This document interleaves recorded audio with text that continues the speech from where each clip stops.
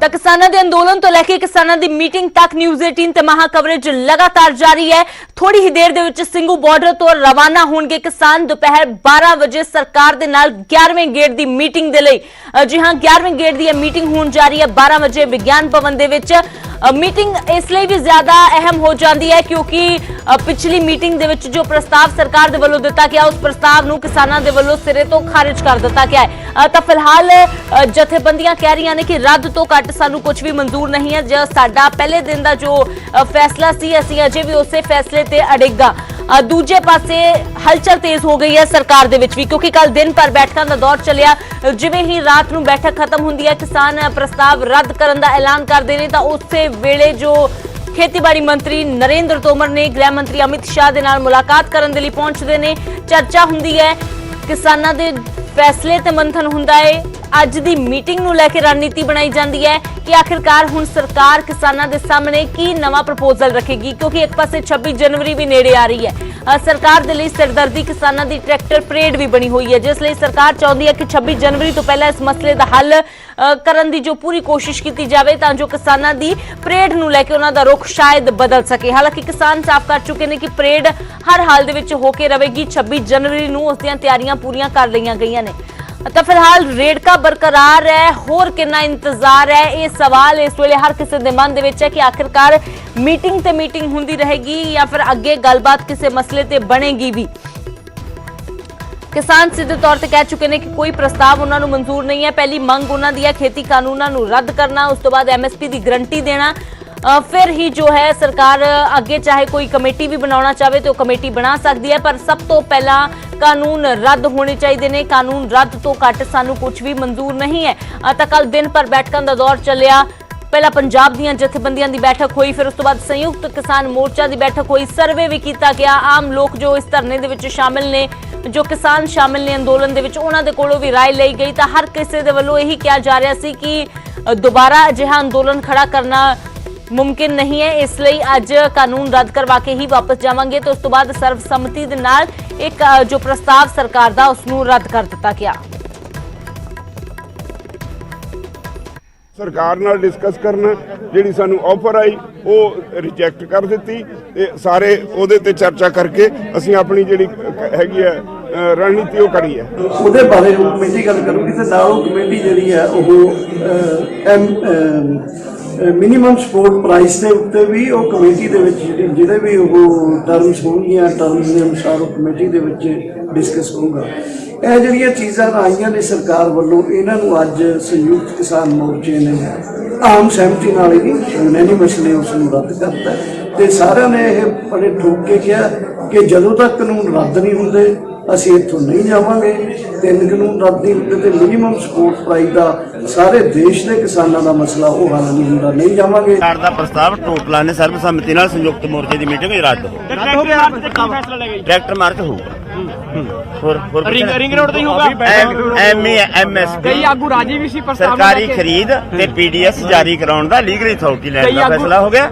ਸਾਰਿਆਂ ਨੇ ਸਰਬਸੰਮਤੀ ਨਾਲ ਸੰਯੁਕਤ ਮੋਰਚੇ ਦੀ ਮੀਟਿੰਗ ਤੇ ਫੈਸਲਾ ਹੋ ਗਿਆ। ਕਈ ਆਗੂ ਰਾਜੀ ਵੀ ਸੀ ਪ੍ਰਸਤਾਵ ਉੱਪਰ, ਸਾਰੇ ਰਾਜੀ ਸੀ। ਨਾ ਪ੍ਰਸਤਾਵ ਦੇ ਤੇ ਕੋਈ ਰਾਜੀ ਨਹੀਂ, ਰੱਦ ਕਰਨ। ਕੱਲ ਮੀਟਿੰਗ ਜਾ ਰਹੇ ਹੋ? ਹਾਂ ਜਾ ਰਹੇ ਹਾਂ। ਤਿੰਨੇ ਕਾਨੂੰਨ ਰੱਦ ਕਰੋ, ਸਰਬਸੰਮਤੀ ਹੋਗੀ। ਕੋਈ ਤੁਹਾਡੇ ਵੱਲੋਂ ਕੋਈ ਬਣਾਈ ਗਈ ਰਣਨੀਤੀ ਕੀ ਨਹੀਂ ਰਣਨੀਤੀ ਬਣਾਈ ਕੇ ਜਾਵਾਂਗੇ। ਤਿੰਨੇ ਕਾਨੂੰਨ ਰੱਦ ਕਰੋ, ਸਰਬਸੰਮਤੀ ਹੋਗੀ। ਸਰ ਕੋਈ ਪ੍ਰਪੋਜ਼ਲ ਤਿਆਰ ਕੀਤਾ ਗਿਆ ਕਿਸਾਨ ਜਥੇਬੰਦੀਆਂ ਵੱਲੋਂ? ਨਹੀਂ ਮੀਟਿੰਗ ਤੇ ਜਾਵਾਂਗੇ, ਪ੍ਰਪੋਜ਼ਲ ਇਹੀ ਹੈ, ਮੀਟਿੰਗ ਤੇ ਜਾਵਾਂਗੇ। ਜਿਹੜਾ ਕੇਂਦਰ ਦਾ ਪ੍ਰਪੋਜ਼ਲ ਉਹਨੂੰ ਰੱਦ ਕਰ ਦਿੱਤਾ? ਹਾਂ ਉਹਨੂੰ ਰੱਦ ਕਰਤਾ। ਕੀ ਕਾਰਨ ਦਿੱਤਾ? ਰੱਦ ਕਰਨ ਦਾ ਕਾਰਨ ਕੀ ਦਿੱਤਾ ਗਿਆ ਜੀ? ਬਿਲਕੁਲ ਨਹੀਂ, ਉਹਨੂੰ ਰੱਦ ਕਰਤਾ। ਸਮਝ ਲਓ ਸਰਬਸੰਮਤੀ ਬਣੀ ਹੈਗੀ, ਮੀਟਿੰਗ ਤੇ ਜਾਵਾਂਗੇ। ਕਰਨ ਦਾ ਕਾਰਨ ਬਾਪੂ ਜੀ ਕੀ ਦਿੱਤਾ ਗਿਆ? ਉਹ ਅੰਦਰਲੇ ਮੀਟਿੰਗ। ਤਾਂ ਫਿਲਹਾਲ ਕਿਸਾਨ ਕਹਿ ਰਹੇ ਨੇ ਕਿ ਇਸ ਪ੍ਰਸਤਾਵ ਨੂੰ ਸਿੱਧੇ ਤੌਰ ਤੇ ਅਸੀਂ ਰੱਦ ਕਰਦੇ ਹਾਂ। ਤਾਂ 11ਵੇਂ ਗੇੜ ਦੀ ਮੀਟਿੰਗ ਦੇ ਵਿੱਚੋਂ ਕੀ ਕੋਈ ਹੱਲ ਨਿਕਲੇਗਾ ਇਹ ਅਸੀਂ ਤਸਵੀਰਾਂ ਤੁਹਾਨੂੰ ਦਿਖਾ ਰਹੇ ਹਾਂ। ਤਸਵੀਰਾਂ ਦੇ ਜ਼ਰੀਏ ਇੱਕ ਮੀਟਿੰਗ ਦੀ ਤਾਰੀਖ ਵੀ ਦੱਸੀ ਗਈ ਹੈ ਤੇ ਉਸ ਮੀਟਿੰਗ ਦਾ ਨਤੀਜਾ ਕੀ ਨਿਕਲਿਆ ਉਹ ਵੀ ਦੱਸਿਆ ਗਿਆ। ਤਕਰੀਬਨ ਜੋ ਮੀਟਿੰਗਾਂ ਹੋਈਆਂ ਨੇ ਸਾਰੀਆਂ ਮੀਟਿੰਗਾਂ ਬੇਸਿੱਟਾ ਰਹੀਆਂ ਨੇ। ਕਿਸੇ ਮੀਟਿੰਗ ਦੇ ਵਿੱਚ ਜੋ ਗੱਲਬਾਤ ਹੈ ਉਹ ਅੱਗੇ ਨਹੀਂ ਵੱਧ ਪਾਈ ਹੈ। 14 ਅਕਤੂਬਰ ਤੋਂ ਮੀਟਿੰਗਾਂ ਦਾ ਸਿਲਸਿਲਾ ਸ਼ੁਰੂ ਹੋਇਆ, ਉਸ ਤੋਂ ਬਾਅਦ 13 ਨਵੰਬਰ, ਉਸ ਤੋਂ ਬਾਅਦ 1 ਦਸੰਬਰ, 3 ਦਸੰਬਰ ਨੂੰ ਬੈਠਕ ਹੁੰਦੀ ਹੈ, ਉਸ ਤੋਂ ਬਾਅਦ 5 ਦਸੰਬਰ ਨੂੰ ਬੈਠਕ ਹੁੰਦੀ ਹੈ, ਫਿਰ 30 ਦਸੰਬਰ ਨੂੰ ਬੈਠਕ ਹੁੰਦੀ ਹੈ, ਫਿਰ ਨਵਾਂ ਸਾਲ ਚੜ ਜਾਂਦਾ ਹੈ। 2021 ਦੇ ਵਿੱਚ 4 ਜਨਵਰੀ ਨੂੰ ਬੈਠਕ ਹੁੰਦੀ ਹੈ, ਉਸ ਤੋਂ ਬਾਅਦ 8 ਜਨਵਰੀ ਨੂੰ ਬੈਠਕ ਹੁੰਦੀ ਹੈ, 15 ਜਨਵਰੀ ਨੂੰ ਬੈਠਕ ਹੁੰਦੀ ਹੈ, 20 ਜਨਵਰੀ ਨੂੰ ਬੈਠਕ ਹੁੰਦੀ ਹੈ। ਪਰ ਸਾਰੀਆਂ ਬੈਠਕਾਂ ਬੇਸਿੱਟਾਂ ਨਿਕਲਦੀਆਂ ਨੇ। ਕਿਸੇ ਵੀ ਮੀਟਿੰਗ ਦੇ ਵਿੱਚ ਜੋ ਗੱਲਬਾਤ ਹੈ ਉਹ ਅੱਗੇ ਵੱਧਦੀ ਹੋਈ ਨਜ਼ਰ ਨਹੀਂ ਆਉਂਦੀ। ਤਾਂ ਫਿਲਹਾਲ ਅੱਜ ਜੋ 11ਵੇਂ ਗੇਟ ਦੀ ਮੀਟਿੰਗ ਹੋਣ ਜਾ ਰਹੀ ਹੈ, ਉਸ 11ਵੇਂ ਗੇਟ ਦੀ ਮੀਟਿੰਗ ਦੇ ਵਿੱਚ ਫਿਲਹਾਲ ਕੋਈ ਮਸਲੇ ਦਾ ਹੱਲ ਨਿਕਲਦਾ ਹੈ ਜਾਂ ਨਹੀਂ, ਜਾਂ ਫਿਰ ਇਹ ਮੀਟਿੰਗ ਵੀ ਬੇਸਿੱਟਾ ਸਾਬਤ ਹੁੰਦੀ ਹੈ ਕਿਉਂਕਿ 26 ਜਨਵਰੀ ਨੂੰ ਸਮਾਂ ਨਹੀਂ ਰਹਿ ਗਿਆ ਜ਼ਿਆਦਾ, ਸਿਰਫ 3 ਦਿਨ ਬਚੇ ਨੇ। ਇਸ ਲਈ ਸਰਕਾਰ ਦੀ ਪੂਰੀ ਕੋਸ਼ਿਸ਼ ਹੈ ਕਿ 26 ਜਨਵਰੀ ਤੋਂ ਪਹਿਲਾਂ ਕੋਈ ਨਾ ਕੋਈ ਫੈਸਲਾ ਲੈ ਲਿਆ ਜਾਵੇ। ਪਰ ਕਿਸਾਨ ਕਹਿ ਰਹੇ ਨੇ ਕਿ ਕੋਈ ਫੈਸਲਾ ਸਾਨੂੰ ਮਨਜ਼ੂਰ ਨਹੀਂ ਹੈ, ਸਿਰਫ ਇੱਕੋ ਇੱਕ ਫੈਸਲਾ ਚਾਹੀਦਾ ਹੈ ਕਿ ਕਾਨੂੰਨ ਰੱਦ ਹੋਣੇ ਚਾਹੀਦੇ ਨੇ, ਇਸ ਤੋਂ ਘੱਟ ਸਾਨੂੰ ਕੁਝ ਵੀ ਮਨਜ਼ੂਰ ਨਹੀਂ ਹੈ। ਕਿਸਾਨ ਕਹਿ ਰਹੇ ਨੇ ਕਿ ਸਰਕਾਰ ਨੇ ਆਪਣੀ ਅਣਖ ਦਾ ਸਵਾਲ ਬਣਾ ਲਿਆ। ਜੇਕਰ ਸਰਕਾਰ ਇਹ ਅਣਖ ਛੱਡ ਦੇਵੇਗੀ ਤਾਂ ਮਸਲਾ ਜਲਦ ਹੱਲ ਹੋ ਸਕਦਾ ਹੈ, ਮਸਲਾ 10 ਮਿੰਟ ਦੇ ਵਿੱਚ ਵੀ ਹੱਲ ਹੋ ਸਕਦਾ ਹੈ, ਪਰ ਸਰਕਾਰ ਜ਼ਿੱਦ ਤੇ ਅੜੀ ਹੈ। ਦੂਜੇ ਪਾਸੇ ਸਰਕਾਰ ਕਹਿ ਰਹੀ ਹੈ ਕਿ ਕਿਸਾਨ ਅੱਗੇ ਵਧਣ ਦੇ ਲਈ ਤਿਆਰ ਨਹੀਂ ਨੇ, ਅਸੀਂ ਫਿਰ ਵੀ ਹਰ ਮੀਟਿੰਗ 'ਚ ਆਪਣਾ ਰੁਖ ਬਦਲ ਰਹੇ ਹਾਂ, ਪਰ ਕਿਸਾਨ ਉੱਥੇ ਦੇ ਉੱਥੇ ਹੀ ਨੇ। ਪਰ ਕਿਸਾਨ ਕਹਿ ਰਹੇ ਨੇ ਅਸੀਂ ਪਹਿਲੇ ਦਿਨ ਤੋਂ ਜੋ ਮੰਗ ਲੈ ਕੇ ਚੱਲੇ ਸੀ, ਅਸੀਂ ਅੱਜ ਵੀ ਉਸੇ ਮੰਗ ਤੇ ਹਾਂ।